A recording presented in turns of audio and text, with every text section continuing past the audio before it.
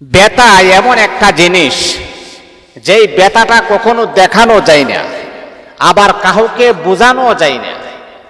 মনে রাখতে হবে, এই ব্যথাটা হোক সেটা অন্তরের ব্যথা হোক অথবা এটা শরীরের ব্যথা হোক। একটা জিনিস আপনি চিন্তা করে দেখেন, আপনার শরীরের কোনো অঙ্গে যদি কোনো জখম হয়, কোনো আঘাত লাগে, যদি আপনি ওষুধ সেবন করেন, মেডিসিন ইউজ করেন, তাহলে আপনার ক্ষতস্থান ভালো হয়ে যাবে। ক্ষতস্থান কি হয়ে যাবে? ভালো হয়ে যাবে। এটা আমার কথা নয়, একটা এবারত হচ্ছে এমন, যার হাতু সিনানি লাহাল তিয়াম ওলা ইয়ালতামু মা জারহাল লিসান। শরীরে যত বড় এফেক্ট হোক না কেন, আপনার শরীরে যত বড় জখম হোক না কেন, যত বড় আঘাত হোক না কেন, এই আঘাতের স্থানে যদি আপনি মেডিসিন ব্যবহার করেন, যদি মেডিসিন আপনি খান, তাহলে আপনার শরীরের ব্যথা একদিন নয়, 2 দিন নয়, 1 মাস পরে হলে আপনার শরীরের ব্যথা ভালো হয়ে যাবে।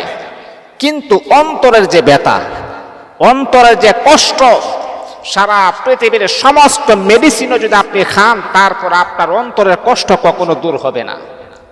অনেক নারী বলেন, অনেক পুরুষ বলেন, বুকের ভিতরে হাজার হাজার কষ্ট, বুকের ভিতরে চাপা কষ্ট নিয়ে কাহারো কাছে তারা বলতেও পারে না, কাহারো কাছে তারা স্বীকারও করতে পারে না।